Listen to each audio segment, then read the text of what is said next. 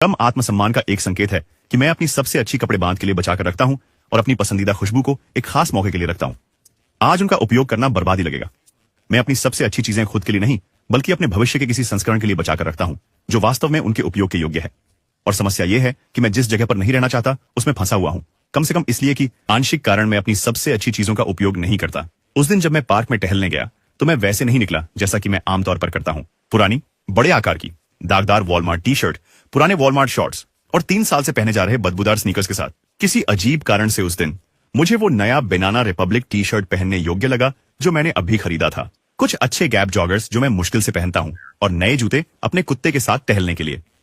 और संयोग से पार्क में एक बहुत ही सुंदर महिला थी जिसके पास एक गोल्डन रिट्रीवर था। और मैं संयोग से को उद्धरणों में कहता हूं, उद्धरण में, क्योंकि सच कहूं तो इस पार्क में लगभग हमेशा खूबसूरत महिलाएं होती हैं। लेकिन इस बार चूंकि मैं अपने रूप को लेकर अच्छा महसूस कर रहा था, मैं उसके पास गया और उसके कुत्ते के बारे में कोई रैंडम सवाल पूछा। फिर मैंने पूछा कि क्या वह यहां कोई पेट फ्रेंडली रेस्टोरेंट्स जानती है, और हम सुशी के लिए बाहर गए और फिर कुछ अन्य जगहों पर भी गए। और शायद अगर मैं अपना सामान्य पहनावा पहने होता तो मैं उसके पास जाने की भी हिम्मत नहीं करता। या इसे लीजिए, यदि मेरा व्यवसाय अच्छा चल रहा है तो मैं अब भी 8 साल पुराना लैपटॉप और यह फोल्डिंग कुर्सी क्यों उपयोग कर रहा हूं? मैंने अपने लिए सही कंप्यूटर, एक दूसरा मॉनिटर और एक ऐसा डेस्क क्यों नहीं खरीदा है जिससे मैं बैठकर या खड़े होकर काम कर सकूं? मैंने अपनी क्षमता अनुसार अपने सपनों का कार्यालय क्यों नहीं बनाया है?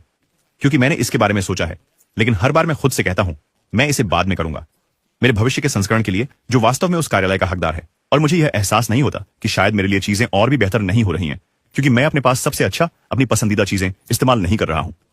आपके जीवन में तेज और वास्तविक बदलाव देखने के लिए सबसे व्यावहारिक किताब एटॉमिक हैबिट्स है। मैं हमेशा इसकी सिफारिश करता हूं क्योंकि इसमें ऐसी रणनीतियां भरी हुई हैं जो आपकी आदतों को बदलना बहुत आसान बनाती हैं। और जब ऐसा होता है तो आप बेहतर नींद लेते हैं, आपका मूड बेहतर होता है, आपके पास ज्यादा ऊर्जा होती है, तो आप काम बेहतर, शायद आप अधिक पैसे कमाना भी शुरू कर देते हैं। आप व्यायाम करना शुरू कर देते हैं, खुद का सम्मान करना और अधिक आकर्षक बनना। और यह कोई जादू नहीं है, यह सिर्फ आपकी आदतें हैं कुछ महीनों के साथ। अध्ययन जो आप सीखते हैं उसे लागू करें।